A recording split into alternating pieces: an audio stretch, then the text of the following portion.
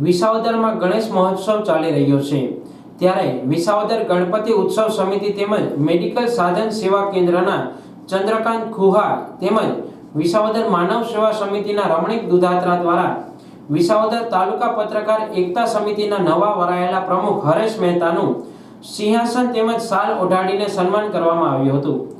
વિસાવદરમાં મેડિકલ સાધન સેવા કેન્દ્ર દ્વારા છેલ્લા 11 વર્ષથી જરૂરિયાતવાળા લોકોને વિનામૂલ્યે મેડિકલને લગતી વસ્તુઓ તેમજ અંતિમ કીટ સહિતની વસ્તુઓ વિનામૂલ્યે આપવામાં આવે છે।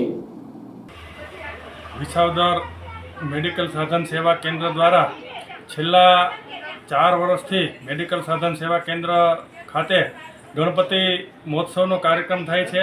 આ ગણપતિ ઉત્સવમાં દરરોજ જુદા જુદા દીપમાળા, અન્નકૂટ સહિત ધાર્મિક કાર્યક્રમો થાય છે।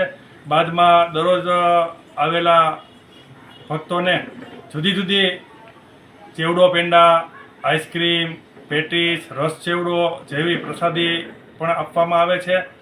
સાથે સાથે દાતાશ્રીઓનું પણ સન્માન કરવામાં આવે છે। એમાં આજ રોજ વિસાવદર તાલુકા એકતા પરિષદના પ્રમુખ તરીકે હરેશભાઈ મહેતાની નિમણૂક થઈ એ બદલ વિસાવદર મેડિકલ સાધન સેવા કેન્દ્ર દ્વારા સિંહાસન આપી અને વિસાવદર માનવ સેવા સમિતિ દ્વારા શાલ ઓઢાડી એમનું પણ સન્માન કરવામાં આવ્યું। વિસાવદરની અંદર છેલ્લા 10 વર્ષથી મેડિકલ સાધન સેવા કેન્દ્રના સંચાલક ચંદ્રકાંતભાઈ ખુહા અને એમની ટીમ દ્વારા ખૂબ સરસ મજાની મેડિકલ સાધન આપવાની, અંતિમ યાત્રા કીટ આપવાની, દર 2 મહિને શાંતિ યજ્ઞ કરી અને મૃત્યુ પામેલા આત્માઓને શ્રદ્ધાંજલિ આપવાનો કાર્યક્રમ કરવામાં આવે છે।